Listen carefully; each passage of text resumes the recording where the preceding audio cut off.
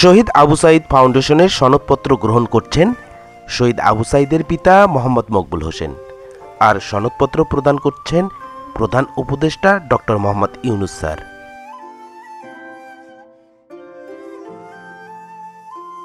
আর এই শহীদ আবু সাঈদ ফাউন্ডেশনের পরিচালনা পরিষদে আছেন শহীদ আবু সাঈদের ভাইয়েরা।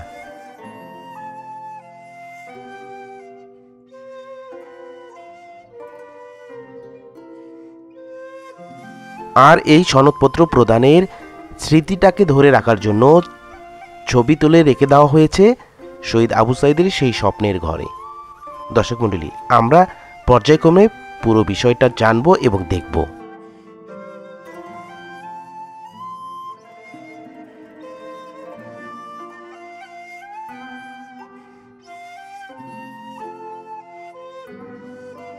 দর্শক মণ্ডলী, আপনারা দেখতে পাচ্ছেন যে এই সনদপত্র প্রদানের ছবিটা রেখে দেওয়া হয়েছে এই সেই শহীদ আবু সাঈদের ঘরের দেয়ালে।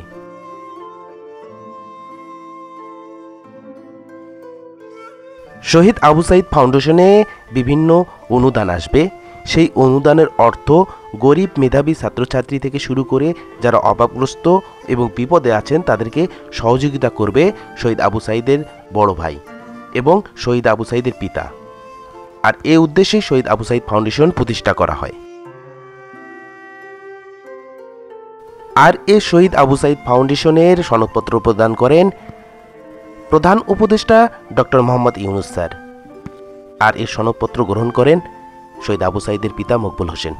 দর্শক মণ্ডলী, এই বিষয়ে আপনার কোনো মন্তব্য থাকলে অবশ্যই কমেন্ট বক্সে মন্তব্য করে যাবেন। আর এই মহৎ কাজটি শেয়ার করে অন্যকে জানার সুযোগ করে দেবেন। লাইক কমেন্ট করবেন। ধন্যবাদ।